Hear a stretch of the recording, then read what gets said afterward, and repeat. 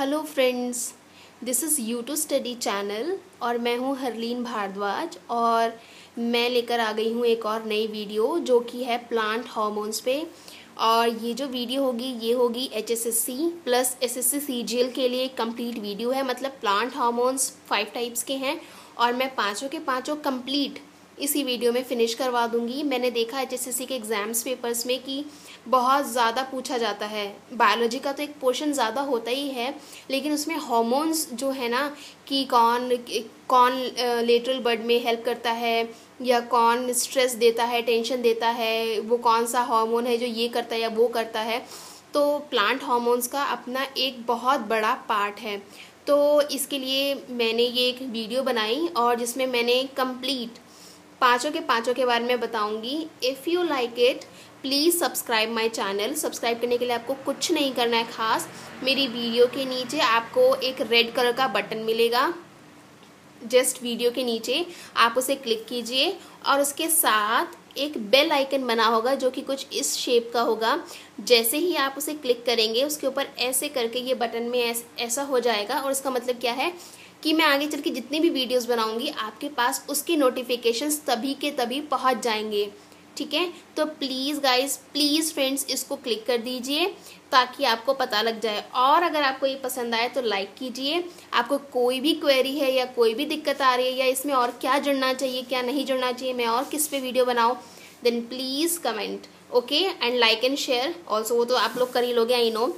तो बिना time waste किए मैं आगे शुरू करती हूँ। और जो प्लांट हार्मोन्स हैं उसको क्या बोलते हैं, उसका एक और नाम है और उसको हम जनरली जानते हैं फाइटो हार्मोन से, क्योंकि ये जो फाइटो वर्ड है ना ये हमेशा प्लांट्स के लिए यूज़ होता है। ठीक है, तो क्या हो गया, प्लांट्स हार्मोन्स को हम क्या बोलते हैं, फाइटो हार्मोन्स भी बोलते हैं।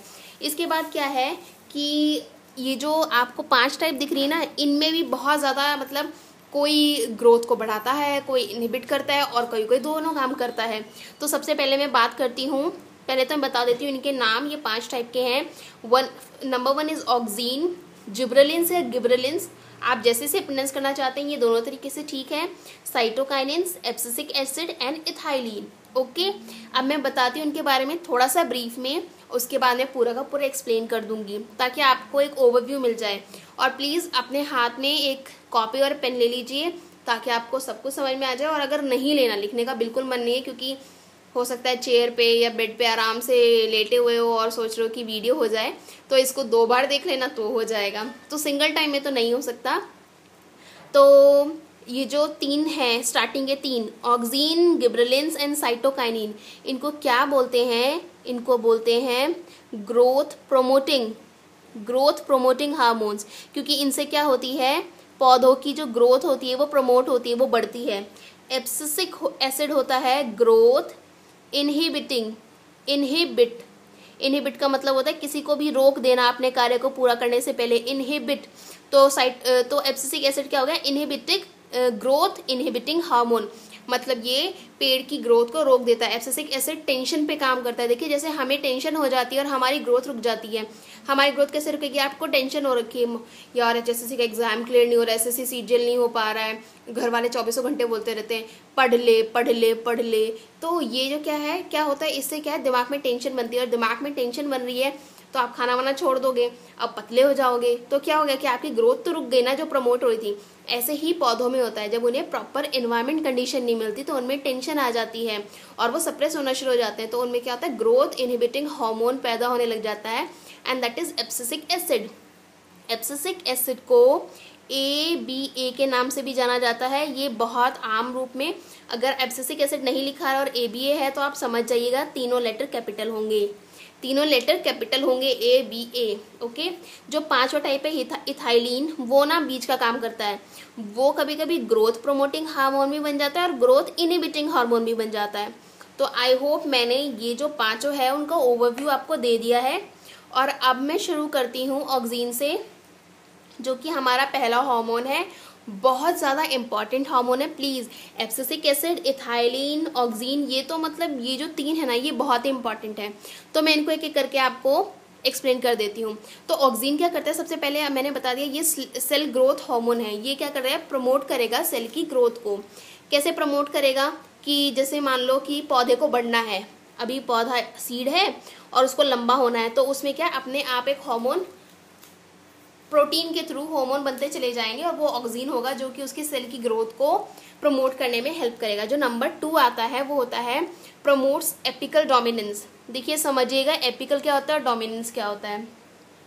Suppose this is a stem, देखिए इसके जो ऊपर जो होते हैं ना जितने भी सेल होते हैं, या मान लो ये आपका मेन जो तना है और ये इसमें से स्टेम्स निकली हुई हैं, इसकी भुजाएं निकली हुई हैं, ये जो ऊपर वाला जो है ये इसको हम एपिकल, हमेशा कैप जो होती है उसको हम एपिकल सेल्स बोल देते हैं।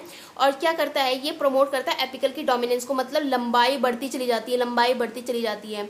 तो आप एक तरीके से याद रख सकते हैं कि ऑक्सीन क्या करेगा, लंबाई को इंक्रीज करने में बहुत ज़्यादा साथ देता है। फॉर एग्जाम्पल पहाड़ों पर आपने पेड़ देखे होंगे, ठीक है, तो पहाड़ों पे जो पेड़ देखते हैं वो कुछ इस तरीके के होते हैं, ठीक है।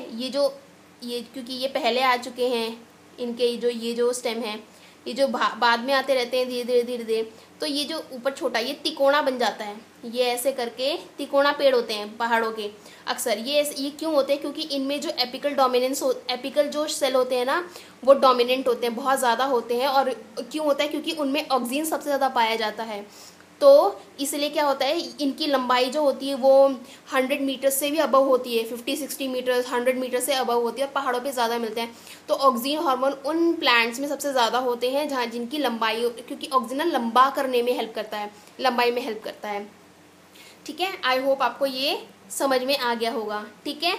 ओके, जो नेक्स्ट है वो क्या है, इंड्यूस बेंडिंग। आपको पता है कि बेंडिंग मतलब झुकना या मुड़ जाना, सॉरी मुड़ना is the correct form of bending, correct meaning of bending. आपने देखा होगा कुछ प्लांट ऐसे झुके होते हैं या फिर कुछ प्लांट ऐसे झुके होते हैं, इनका कारण क्या है, इसका एक बहुत ही अच्छा कारण है। फॉर एग्जाम्पल एक प्लांट ये सीधा है, लो सीधा नहीं बना, कोई बात नहीं है कि ये प्लांट है सपोज, और ये सीधा है, और क्या हो रहा है यहाँ से सन रेज आ रही हैं, ये सन है और यहाँ से रेज आ रही हैं, तो क्या होगा कि सन रेज इस तरफ गिर रही है, तो दैट इज़ क्या, सनलाइट रीजन। लेकिन ये जो रीजन है इसको आप क्या बोलोगे, इसको बोलोगे फ्रेंड्स शेडी रीजन, क्योंकि वहाँ पे छाव है, इधर सनलाइट है तो इधर तो छाव पड़ेगा ही ना, आपको पता ही है। तो उसके बाद क्या होता है कि ऑक्सीजन क्या होता है, ऑक्यूमुलेट होना शुरू हो जाता है, या उसकी जो कॉन्सेंट्रेशन होती है वो कहाँ बढ़ जाती है, वो बढ़ जाती है शेडी रीजन में। अपने जैसे जिस तरफ लाइट घुस रही है ना, लाइट पड़ रही है, उसके ऑपोजिट ऑक्सीजन दूसरी जगह ऑपोजिट में ना एक्यूमुलेट होना शुरू हो जाता है, और वहाँ पर क्या होता है, एक्यूमुलेशन हो जाता है, धीरे धीरे होता है ऑफकोर्स, लेकिन हमें उस टाइम ज़्यादा दिखता है। एक्यूमुलेशन होने के कारण हमें उसकी शेप बेंड होती हुई दिखाई देती है। आई होप आप समझ गए होंगे कि जो बेंडिंग होती है जो ये क्यों होती है। और कई बार जैसे मतलब ये इसलिए भी होती है ना, क्योंकि कॉन्टीन्यूसली एक ही साइड लाइट पड़ती है और एक ही साइड शेड होता है, तो इसलिए प्लांट ऑटोमेटिकली मतलब वो बेंड दिखता है आपको। ओके, जो नेक्स्ट है, इसके बाद और भी है ऑक्सीजन का, तो इसके बाद जो नेक्स्ट है वो है cell division in the area of injury. देखिए इंजरी किसी को भी होती है, आदमी को भी होती है। फॉर एग्जाम्पल अगर मैं नाखून की बात करूँ तो मान लीजिए ये आपकी उंगली है, ठीक है, ये आपकी उंगली है, और यहाँ क्या हुआ, ये जो नाखून आप काट रहे थे और ये आपसे कच्चा कट गया, तो क्या होगा, आपको यहाँ पे खून हल्का सा थोड़ी सी ब्लीडिंग आएगी, और उसके बाद ना 4-5 दिनों के बाद या फिर 1 हफ्ते के ड्यूरिंग वो ना पूरा हो जाएगा, मतलब नाखून कंप्लीट हो जाएगा और आपको वापस से ही पहले जैसा ही दिखेगा। तो ऐसा क्यों होता है, क्योंकि जो यहाँ की जो सेल्स होते हैं ना वो अपने आप को सेल डिवाइड करना शुरू कर देते हैं। देखिए सेल डिवीजन, जब भी सेल बढ़ते हैं तो 2 कारण होते हैं, 2 तरीके से होता है।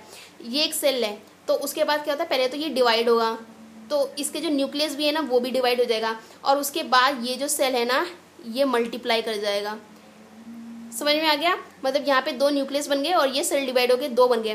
तो ये जो यहाँ के होते हैं ना वो ऐसा ही करते हैं, वो बड़े होते जाते हैं, 2 न्यूक्लियस बनाते हैं, डिवाइड हो जाते हैं, और ये किस लिए होता है, ये ऑक्सीजन के कारण होता है। तो मैं ये तो ये इंसान के बारे में बता रही हूँ मैं, लेकिन प्लांट्स में क्या होता है कि जैसे मान लो ये हमारा तना है और ये किसी आपने कुल्हाड़ी से काट दिया है, या फिर आग लग गई थी तो आग से थोड़ा सा पार्ट जल गया या कुछ भी हो गया, तो क्या होता है कि जब सेल डिवीजन, इसको इंजरी हो गई, इसको चोट लग गई, तो ये अपने आप वहाँ का जो सेल है उसको डिवाइड करेगा, उसको मल्टीप्लाई करेगा, और क्या हो जाएगा, वो अपने आप उसका घाव भर जाएगा। तो आप कुछ सालों बाद या कुछ महीनों बाद देखेंगे कि अगर कम इंजरी है तो कुछ महीनों बाद, वरना कुछ सालों बाद वो पेड़ यूं का यूं दिखाई देगा, इवन उसके चारों तरफ उसकी छाल भी आ जाएगी अगर बड़ा सा ट्री है।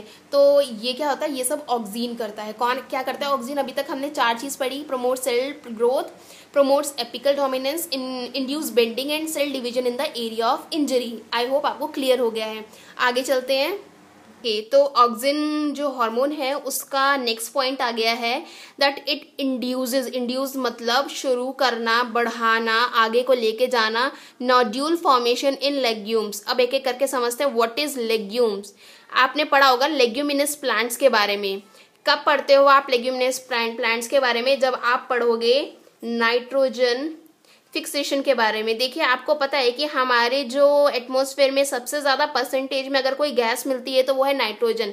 लेकिन क्या करते हैं हमारे प्लांट्स इतने ज़्यादा मॉडर्न नहीं है या फिर एडवांस नहीं है कि वो जो नाइट्रोजन हमें एटमॉस्फेयर में प्रेजेंट है उसको वो डायरेक्ट यूज़ कर सके, क्योंकि नाइट्रोजन ना बहुत इम्पॉर्टेंट पार्ट है उनका। मतलब उनको जो न्यूट्रिशन चाहिए उसमें नाइट्रोजन एक बहुत इंपॉर्टेंट गैस है। तो वो क्या करते हैं कि जो लेग्यूमिनस प्लांट्स होते हैं, लेग्यूमिनस प्लांट्स कौन से होते हैं? लेग्यूमिनस प्लांट्स होते हैं दालें, ठीक है। जो दालें होती है ना हम उसे बोलते हैं लेग्यूमिनस प्लांट्स। अब दालें क्या होती है? जो दालें होती है वो मेनली श्रब्स में मिलती है। श्रब्स होते हैं झाड़ियों के रूप में जो दालों के पेड़ होते हैं। अब आगे देखते हैं कि क्या होता है। जो इनकी जो जड़ें होती है ना लेग्यूमिनस प्लांट्स की जड़ें, फॉर एग्जाम्पल वो ऐसे हैं, तो उनमें क्या होता है उनकी जड़ों में नोड्यूल्स होते हैं। समझ में आ रहा है आपको बात? जड़ों में क्या होता है? नोड्यूल्स होते हैं। और ये जो नोड्यूल्स होते हैं ना ये क्या करते हैं, एक टर्म आती है सिम्बायोटिक रिलेशनशिप। तो ये सिम्बायोटिक जो रिलेशनशिप है ये किसके साथ बैठा देते हैं अपनी रिलेशनशिप को? सिम्बायोटिक मतलब ना तेरा नुकसान ना मेरा नुकसान, दोनों को फायदा पहुंचेगा। किसके साथ बच्चे? बैक्टीरिया के साथ वो अपनी सिम्बायोटिक रिलेशनशिप्स को आगे बढ़ाते हैं। और इससे क्या होता है कि ये जो बैक्टीरिया प्रेजेंट होता है ये नाइट्रोजन फिक्सेशन में हेल्प करता है। और जो नाइट्रोजन फिक्स होती है, थोड़ी नाइट्रोजन तो ये लेग्यूमिनस प्लांट्स ले लेते हैं, और जो बाकी की बची हुई जो नाइट्रोजन है ना वो धरती में जो सॉइल है उसमें क्या होता है रह जाती है। और आने वाला जो आप आगे अपनी फसल लगाओगे फ्रेंड्स, जो आगे आप अपनी फसल लगाओगे, जो किसान लगाएगा उसकी जो कृषि है मतलब वो जो फसल है वो अगर उसको नाइट्रोजन की जरूरत होगी तो वो सॉइल में भरपूर मात्रा में होगी। आपको मेरी बात समझ में आ गई? तो उसके बाद हम क्या पढ़ते हैं, ये क्या करेगा? ऑक्सीन इंड्यूस करेगा नोड्यूल फॉर्मेशन इन लेग्यूम्स। ओके, नेक्स्ट क्या है? Induces parthenocarpy. अब पार्थेनोकार्पी का क्या मतलब होता है ये मैंने बताया हुआ है कि फॉर्मेशन ऑफ सीडलेस फ्रूट्स। देखिए ऐसे फ्रूट्स भी हैं जिनमें सीड नहीं मिलता। एक्चुअली कभी कभी ना मतलब आप उसको बोल नहीं सकते कि वो कंप्लीट सीडलेस है, बस बायोलॉजी में ऐसा लिखा हुआ है कि दे आर कंप्लीटली सीडलेस, लेकिन ज़रूरी नहीं कि वो एक्चुअली में सीडलेस है। और बस उनमें जो सीड्स है ना वो बहुत कम होती हैं या दिखाई नहीं देती या बहुत छोटे आकार में होती है, तो हम उनको भी सीडलेस फ्रूट्स बोल देते हैं। इसमें क्या होता है फ्रूट बन जाते हैं विदाउट फर्टिलाइजेशन। अब फ्रूट क्या है भाई? पौधे का बच्चा है। अब पौधे का बच्चा क्या है? बिना फर्टिलाइजेशन के बन रहा है। और फर्टिलाइजेशन का मतलब आपको पता ही होगा। फॉर एग्जाम्पल अगर मैं हमारे ह्यूमन जनरेशन की बात करूँ तो फीमेल का होगा एग, मेल का होगा स्पर्म, ठीक है, सॉरी ये फीमेल का होगा एग, मेल का होगा स्पर्म। और जब ये दोनों मिल जाते हैं तो इनका फर्टिलाइजेशन आकर होता है तो वो जाइगोट बन जाता है इनका बेबी। और ऐसे ही क्या होता है ओवरी के अंदर एग होता है और उसके बाद वहां से क्या आते हैं pollen grains in the plant, ठीक है। तो जब ये दोनों मिल जाते हैं तो फर्टिलाइजेशन होता है और तब फ्रूट और सीड का फॉर्मेशन होता है, ठीक है। लेकिन इसमें क्या होगा, इस पार्थेनोकार्पी एक ऐसा फ्रूट होता है या एक ऐसा प्रोसीजर है जिसमें formation of seedless fruits without fertilization, मतलब ये प्रोसेस हो ही नहीं रहा। इसीलिए इन फ्रूट्स को बोला जाता है virgin fruits. Okay, virgin fruits आप समझ गए होंगे वर्जिन फ्रूट्स क्यों बोलते हैं, ठीक है। तो इसके जो अगर मैं एग्जाम्पल बोलूँ तो वो होता है पाइनएप्पल, बनाना, ग्रेप या फिर कुकुम्बर, इनको याद रखिएगा। अब जो लास्ट पॉइंट जो है वो है इट प्रिवेंट्स एब्सिशन और फॉल ऑफ लीफ। एब्सिशन क्या होता है? एब्सिशन के बारे में हम अच्छे से पढ़ेंगे एब्सिसिक एसिड में। जो ABA जो एक चौथे प्रकार का जो हार्मोन लिखा हुआ था मैंने, उसमें मैं एब्सिशन ज़्यादा अच्छे से पढ़वाऊंगी।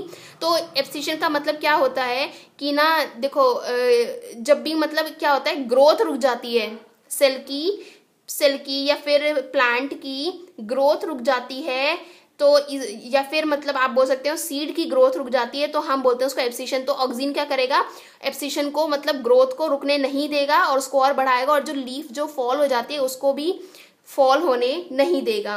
ओके, तो आपका यहाँ पे ऑक्सिन खत्म हो जाता है। अगर आपको एग्जाम्पल में कोई पूछे कि ऑक्सिन को कोई एग्जाम्पल होगा तो दैट इज IAA। आई से बनता है इंडोल एसिटिक एसिड, तो ये क्या है, ऑक्सिन का एग्जाम्पल। नेक्स्ट हम करते हैं जिब्रेलिन। तो अब हम सेकेंड हार्मोन में आ गए हैं, दैट इज जिब्रेलिन या गिब्रेलिन। मैंने बोला कि दोनों प्रोनाउंसिएशन होते हैं, आपकी मर्जी, आप कुछ भी शुरू कर सकते हैं। ऑक्सिन अच्छे से याद कर लेना, बहुत इंपॉर्टेंट है। ओके, तो अब मैं इसमें शुरू करती हूँ। पहले point say that is induce internodal elongation. सबसे पहली बात मुझे आपको बताना पड़ेगा कि नोड्स क्या होते हैं, उसके बाद मैं इंटरनोड के बारे में बताती हूँ। Suppose this is a plant, okay, और ये इसकी स्टेम जा रही है और यहाँ पर ये इसकी लीव्स आ रहे हैं, ठीक है। ओके, तो यहाँ पर आपने देखा होगा कभी कभी ऐसे करके बड निकला होता है, ठीक है। तो ये हो गया बड। अभी हम बड के बारे में भी पढ़ेंगे, और उसके बाद ये हो गया आपकी लीव्स, ये हो गया आपके स्टेम, ठीक है। और ये यहाँ पर क्या होता है, आपको ऐसे करके नोड्स दिखाई देते हैं, ठीक है। मान लो ये फर्स्ट नोड है, ये सेकंड नोड है, ये थर्ड नोड है, और इस दो नोड्स के बीच का जो पोर्शन होता है हम उसको क्या बोलते हैं, इंटरनोड। तो ये क्या करता है, लंबाई, गिब्रेलिन क्या हेल्प करेगा, इंटरनोडल इलॉन्गेशन के लिए, ताकि वो छोटा ना रहे। तो ताकि वो छोटा ना रहे इसलिए गिब्रेलिन उसको मदद करता है, और इससे क्या लंबाई बढ़ती है गिब्रेलिन जो हार्मोन से। नेक्स्ट जो है ग्रोथ ऑफ एरियल पार्ट्स, इसको इतना ज्यादा ध्यान देने की जरूरत नहीं है, जो ध्यान देने की जरूरत है मैं उसको पूरा एक्सप्लेन कर रही हूँ। जो अगला पॉइंट है breaks dormancy of birds and seed. सबसे पहले मैं आपको डॉर्मेंसी का मतलब बता देती हूँ, व्हाट इज डॉर्मेंसी। देखिए दो वर्ड आते हैं, एक तो क्या होता है, एक होता है डॉर्मेंट, मतलब कोई चीज ना मतलब छोटी रह जाए या फिर उस पर दबाव बन जाए तो वो क्या हो जाता है, एक दूसरे के अधीन हो जाता है या फिर वो बढ़ नहीं पाता।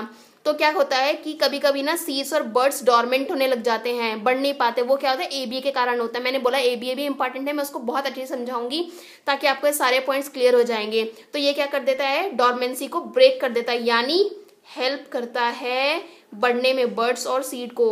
बर्ड्स ये हैं और सीड्स तो आपको पता ही है क्या होता है, ठीक है। अब नेक्स्ट में आते हैं, ये हो गया, ये हो गया, ये हो गया। नेक्स्ट आते हैं neutralise the effect of ABA। अब मैंने आपको बता ही दिया कि ABA यानी एब्सिसिक एसिड के इफेक्ट को न्यूट्रलाइज कर देता है। कैसे, बर्ड्स और सीड्स की डोमेंसी को ब्रेक कर देता है।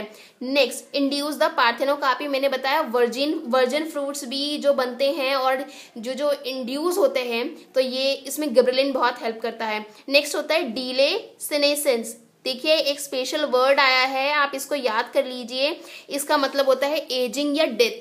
क्या मतलब होता है इसका, एजिंग या डेथ। सीनेसेंस में क्या होता है कि जैसे फॉर एग्जांपल देखिए बच्चों का पैदा होना या और जो उनमें बीमारियां कितनी है या कोई कितना स्वस्थ है, वो नेचुरल है मतलब माता पिता से आ रहा है, यस आई नो, बट आप कभी कभी ठीक नहीं हो पाते या हो भी जाते हैं।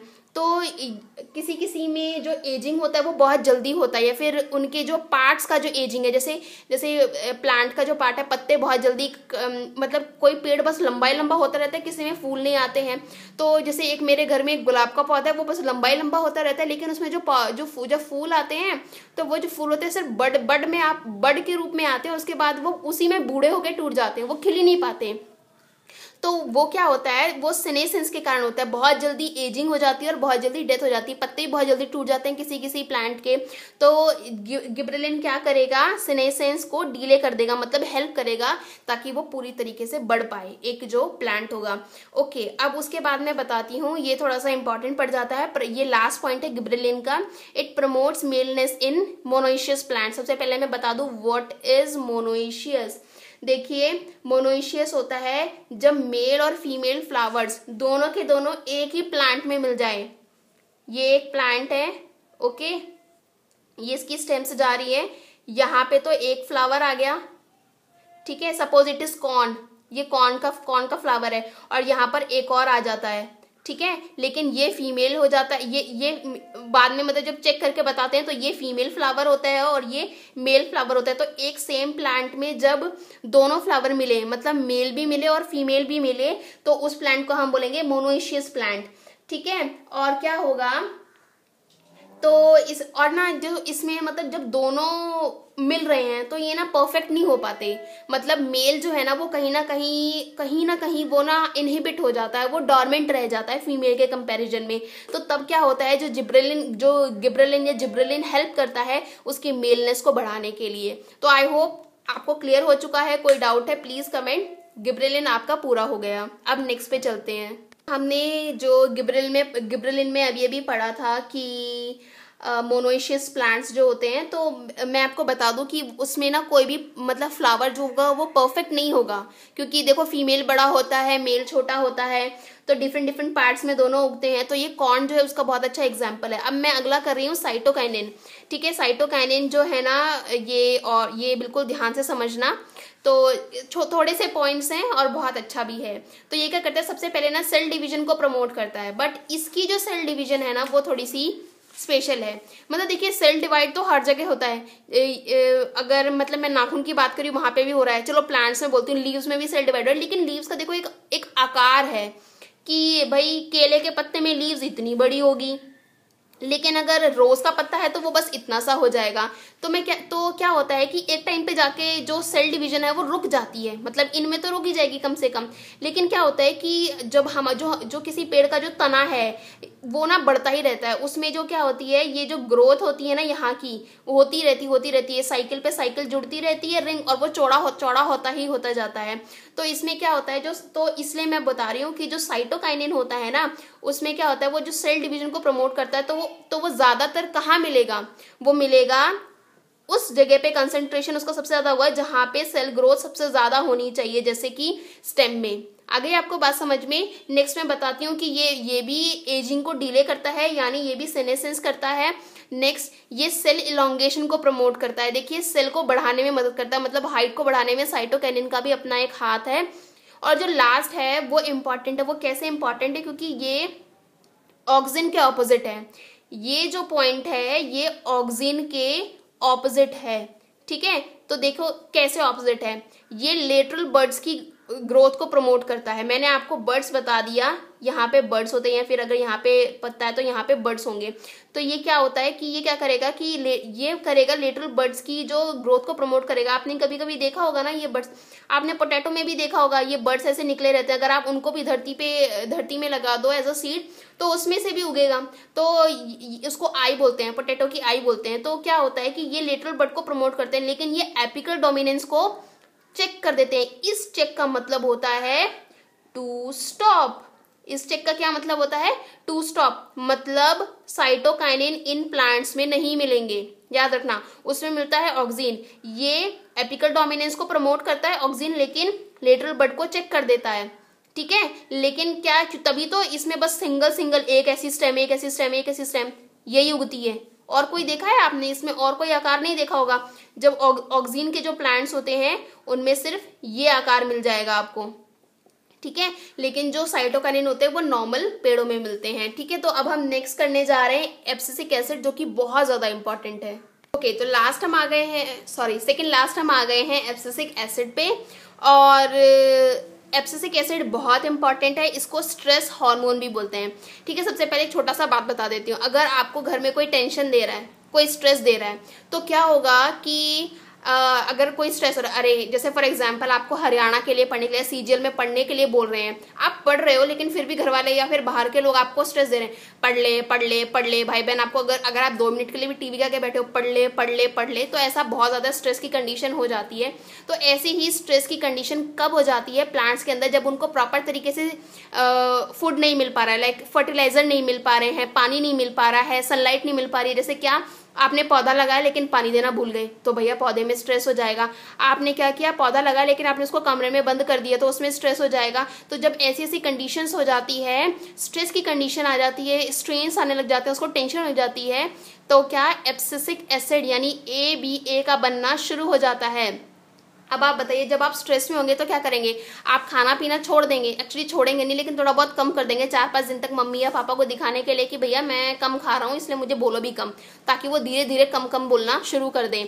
तो आपको समझ में आ गया टेंशन और स्ट्रेन। तो अब मैं प्लांट्स को लेकर इसको आपको समझा देती हूँ। तो सबसे पहला क्या होता है, एब्सिसिक एसिड क्या करेगा, ग्रोथ को इनहिबिट कर देगा, रोक देगा। भैया प्रॉपर उसको उसकी चीजें नहीं मिल रही हैं, उसको सनलाइट नहीं मिल रही है, वाटर नहीं मिल रहा है, उसको फर्टिलाइजर्स नहीं मिल पा रहे हैं, खाद नहीं मिल पा रही है, तो क्या करेगा, उसकी ग्रोथ तो रुकी जाएगी ना। तो एब्सिसिक एसिड क्या करेगा, अपने आप टेंशन की इस स्टेज में ABA बनना शुरू होगा और वो ग्रोथ को रोक देगा। नंबर 2 क्या होता है कि ना, ये जब सीड फॉर्मेशन होता है ना, तो ये क्या करेगा, फॉर्मेशन ऑफ प्रोटीन को बढ़ा देगा सीड फॉर्मेशन के टाइम पे, क्योंकि उसको पता है कि जब सीड बन रही है, सीड बहुत इंपॉर्टेंट चीज है भाई, अगर सीड बन रही है तभी तो नेक्स्ट पौधा बनेगा, मतलब उसकी जनरेशन आगे बढ़ेगी, वो सीड ही तो है, उसकी नेक्स्ट जनरेशन आगे बढ़ रही है।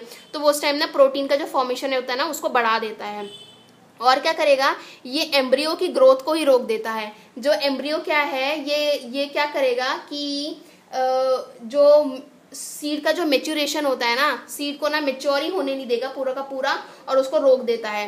तो और जो अगला पॉइंट क्या है कि ये डॉर्मेंसी, मतलब डॉर्मेंसी का मैंने मतलब बताया था कि किसी की ग्रोथ को रोक देना या वो छोटा ही रह जाता है। किस को रोकेगा, बर्ड की ग्रोथ को रोक देगा, सीड की ग्रोथ को रोक देगा और स्टोरेज ऑर्गन्स की ग्रोथ को रोक देगा। सीड को क्यों रोक देगा भाई, जब तेरे पास इतने अच्छे हालात ही नहीं है कि आप पेड़ बन के अच्छे ढंग से बन सको, तो वो सीड को ही डायरेक्ट रोक देगा कि भाई आप ही मत आगे बढ़िए, ठीक है। तो अच्छा, ये क्या होता है, ये क्यों रोकता है ऐसा, इसके पीछे अगर कोई कारण पूछे कि अच्छा ये ऐसा क्यों कर रहा है, ये इसलिए करता है ताकि वो पौधे की हेल्प करे कि वो जो एडवर्स एनवायरनमेंट कंडीशन उसके ऊपर आ रही है ना, कि उसको प्रॉपर कोई भी चीज़ नहीं मिल पा रही है उसको बढ़ने के लिए, उससे वो ओवरकम पा सके।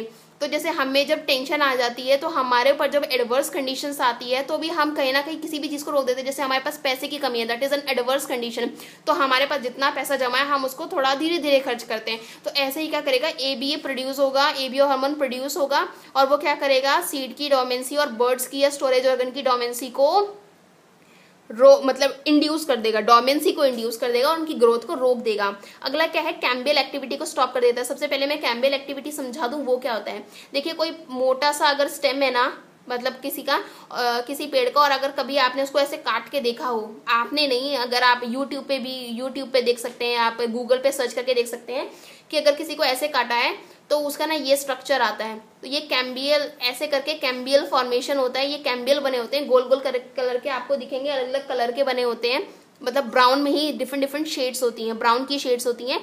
तो ये ऐसे करके स्टेम दिखेगी। तो ये क्या होता है, स्टार्टिंग में जब वो पेड़ छोटा था तो इतना ही था उसकी रिंग, फिर ना कैसे बड़ा बड़ा होता गया तो उसकी ये रिंग, जो लेटरल जो सेल हैं वो फॉर्म होते चले गए, तो इनको बोलते हैं हम कैम्बियल रिंग। और ये किसी भी कैम्बियल रिंग से पता लगता है कि किसी पौधे की, किसी ट्री की एज कितनी है। कैम्बियल रिंग से क्या पता लगता है कि उस पौधे की, उस पेड़ की एज कितनी है। तो ये क्या करेगा, कैम्बियल एक्टिविटी को रोक देगा। मतलब पौधा अगर मतलब बढ़ना चाहता है, वो इतना मोटा हो सकता है, लेकिन वो क्या करेगा, वो उसको इतने पे ही रोक देगा, क्योंकि उसको पता है कि आगे की कंडीशन भी एडवर्स है। तो इसलिए क्या होता है कि जब आप देख रहे हो कि जो अगर कोई यहाँ का पौधा, मतलब एक नॉर्मल एवरग्रीन जगह का पौधा अगर आप मरुस्थल में लगा देते हो तो वो नहीं बन पाता। वो इसलिए नहीं बन पाता, इसलिए नहीं पैदा हो पाता क्योंकि वो एब्सिसिक एसिड जो है ना उसमें इंड्यूस हो जाता है, उसमें स्टार्ट हो जाता है। अब अगला जो पॉइंट है एब्सिसिक एसिड का, जो लास्ट पॉइंट है कि ये क्या करता है, स्टोमेटल क्लोजर को इंड्यूस कर देता है वाटर स्ट्रेस कंडीशन में। अब मैं बताती हूँ कि स्टोमेटा क्या है। देखिए, लीव्स के, अगर ये एक लीव्स है तो इसके नीचे तरफ, इसकी जो नीचे वाली तरफ है उसमें क्या होता है, स्टोमेटा प्रेजेंट होते हैं। अब स्टोमेटा क्या करते हैं, ओपन और क्लोज होते हैं सिचुएशंस को देखकर। तो क्या होता है कि स्टोमेटा जब ओपन होते हैं ना, दिन के टाइम पे जब वो ओपन होता है तो उसमें एक प्रोसेस अकर होता है, that is known as transpiration. इस ट्रांसपीरेशन का मतलब होता है कि कई बार क्या होता है, पौधा ना ज्यादा पानी ले लेता है, तो वो पानी जो होता है ना, एक्सेसिव वाटर, वो वाटर जो एक्सेसिव है, जो ज्यादा है, उसको वो निकालता कैसे है कि स्टोमेटा ओपन हो जाता है, सूरज की रोशनी आती है और वो वेपराइज हो जाता है और वेपराइज होके उड़ जाता है। तो ये क्या होता है, जब स्ट्रेस की कंडीशन है, वाटर स्ट्रेस कंडीशन, मतलब वैसे ही कम मिल रहा है पानी, तो वो क्या करेगा कि पौधा ना स्टोमेटा को ओपन ही नहीं करेगा, उसको क्लोज ही करके रख देगा। और ये किसके कारण होता है, AB के कारण होता है। आई होप आपको ABA सही से समझ में आ गया हो, ये बहुत इंपॉर्टेंट है। तो जो लास्ट और आखिरी जो हमारा प्लांट हार्मोन बच गया वो है इथाइलिन। और मैंने आपको इथाइलिन के बारे में शुरुआत में बताया था कि ये थोड़ा सा टेढ़ा है क्योंकि ये ग्रोथ को इनहिबिट भी करता है और ग्रोथ को प्रमोट भी करता है। इसके डिफरेंट डिफरेंट फैक्टर्स में वो ऐसा काम करता है। तो आपने कभी कभी देखा होगा केले को पकाने के लिए या फिर किसी फ्रूट को पकाने के लिए आर्टिफिशियली उसके ऊपर मतलब एक हरे वो सफेद कलर का पाउडर लगा होता है। तो वो क्या होता है, वो इथाइलिन का ही एक पार्ट होता है, मतलब हार्मोन्स को निकाल लिया जाता है प्लांट में से और फिर उसके पाउडर के रूप में उनको लगाया जाता है। तो ये क्या होता है, फ्रूट राइपनिंग के काम आता है। इथाइलिन क्या हेल्प करता है, promote the fruit ripening. Ripening मतलब पकाना। और क्या करता है कि जब लीव्स पुरानी हो गई हैं या फिर फ्रूट पूरे पक गए हैं और उसको और न्यूट्रिशन की जरूरत नहीं है और ताकि न्यूट्रिशन वेस्ट ना हो, तो वो क्या करेगा, फॉल अपने आप नेचुरली गिरा देगा, फ्रूट्स को गिरा देगा। और लीव्स जब ओल्ड हो जाती हैं तो वो कौन करता है, उसको गिराता है इथाइलिन। समझ में आ गया पहले 2 पॉइंट्स। जो लास्ट है, सॉरी लास्ट नहीं, जो इसके अगला पॉइंट है वो है प्रमोट एजिंग। ये क्या करता है, एजिंग को प्रमोट करता है। मतलब ये जैसे कि अभी ऊपर क्या कर रहा था, वो सबसे पहली बात कि फ्रूट राइपनिंग अच्छा काम कर रहा था, लेकिन यहाँ पे क्या है, वो एजिंग को बढ़ाने में हेल्प करता है, मतलब जल्दी बूढ़ा कर देता है। इथाइलिन ऐसा होता है क्योंकि वो फ्रूट्स को राइप करता है। तो फ्रूट्स को राइप जल्दी जल्दी करेगा तो इसका मतलब फ्रूट की जो एज है उसको जल्दी जल्दी बढ़ा रहा है ना, तो इसलिए हम इसको बोल रहे हैं ये एजिंग को प्रमोट करता है। अगला क्या है कि ये क्या करता है, more growth on upper surface of leaves और पेटल्स। पेटल यानी पत्तियां और जो लीव्स हैं उनको क्या करता है कि उनके जो अपर सरफेस में मोर ग्रोथ देता है। तभी तो आपने देखा होगा लीफ है या फिर पेटल है वो अच्छी गद्देदार होती है, मतलब सॉफ्ट होती है, क्योंकि उनके अपर सरफेस में ज्यादा सेल होते हैं तो वहां पे ज्यादा ग्रोथ है। समझ में आ गया। जो लास्ट पॉइंट है that is it inhibits elongation of cells of root and stem या रूट का जो ज्यादा इलोंगेशन ना हो, एक पॉइंट पे रुक जाए, तो उसको ये इनहिबिट कर देता है, ज्यादा लंबा नहीं होने देता। तो गाइज आपको ये मेरा वीडियो कैसा लगा फ्रेंड्स, प्लीज मुझे कमेंट करके बताइए क्या क्या इंप्रूवमेंट हो सकती है, और अगर थोड़ी बहुत कोई गलती हुई है तो वो भी क्या हुई थी, कोई सवाल है वो पूछिए। और मुझे सब्सक्राइब कीजिए, लाइक शेयर, और हम जल्दी मिलेंगे अगली वीडियो के साथ। और आपको किस सब्जेक्ट पे वीडियो चाहिए, क्या वीडियो चाहिए, तो आप प्लीज मुझे टाइटल भी सजेस्ट कर सकते हैं। Thank you so much.